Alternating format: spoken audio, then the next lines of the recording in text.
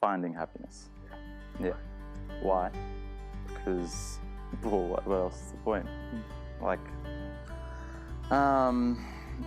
it's hard to put it though. Because, like, what other purpose do we serve? Obviously, make ourselves happy and make others happy. So, however many years we have on the earth, we at least are enjoying it rather than just going through the motions. As in that desire, or like that idea.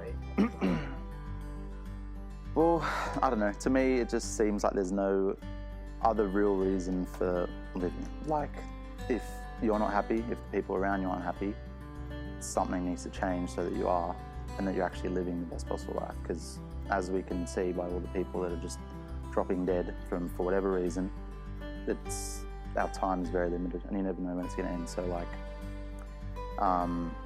yeah, you want to make sure that obviously we have our off days, and everyone will, no matter how happy you are and like whatever you're doing. But the end goal or the desire for the majority of your life, I would say, just to be happy, because time's limited and things happen to everyone, some worse than others.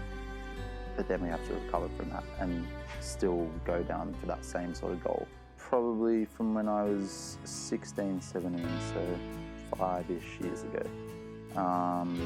And that probably stemmed just from my passion for exercise and the fact that it was a release or like a getaway from the world. And that's what got me into it. And then now obviously I see the other side, the professional side of it, which is where I want to go.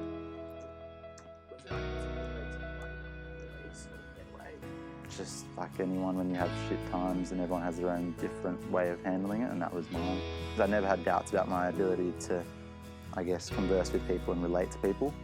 I think I've always been relatively good at that, especially related to people. But why? Just because of my personality and the shit that I've gone through. I think that it rubs off on other people, and I understand people a lot more than what they may realise. Most part, losing my father when I was young, and everything that sort of came after that. Like, obviously I was very young, so it didn't necessarily shape me then, but once you get older and you think back to it, and it's always a negative thing in your mind, but then when you get older you sort of learn how to twist that and think, okay, what have I gained from this? You're never going to gain anything from losing someone or any big event or like disaster that happens, but it's more about how have I changed for the better because of it. There's always going to be shit things like triggers that will, like, you know, set you off and set you back.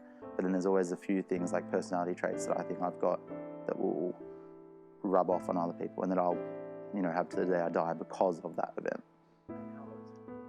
So 6, yeah. If you were to be if you were to be able to go back to your meet your 6-year-old self and give him any advice or words, like, what would you tell little Joseph? It's a very tough one.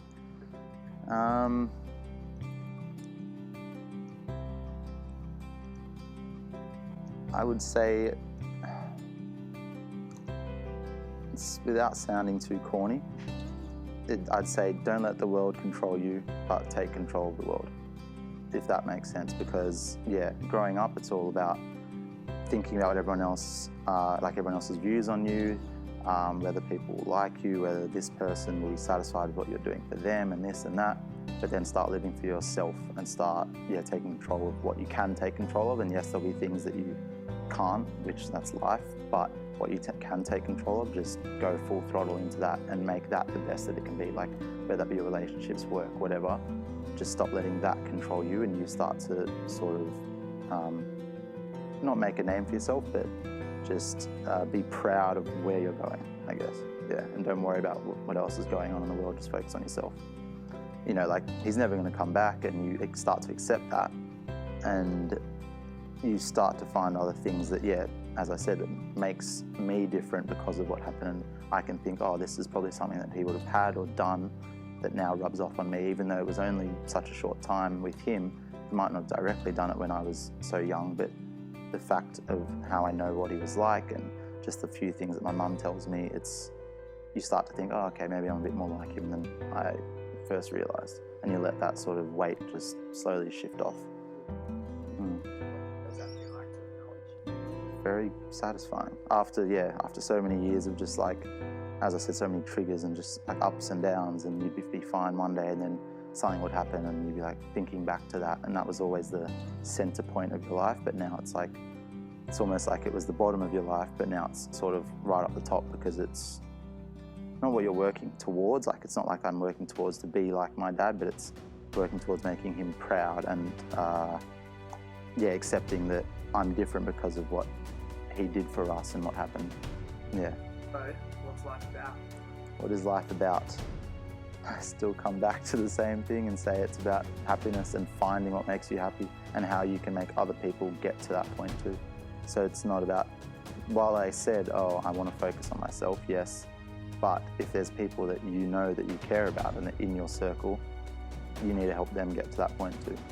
And that so it's not about just finding for yourself, it's about sharing it with other people, I would say. Still come back to that same point, and I hope that I would always stand by that. I feel pretty strongly about that.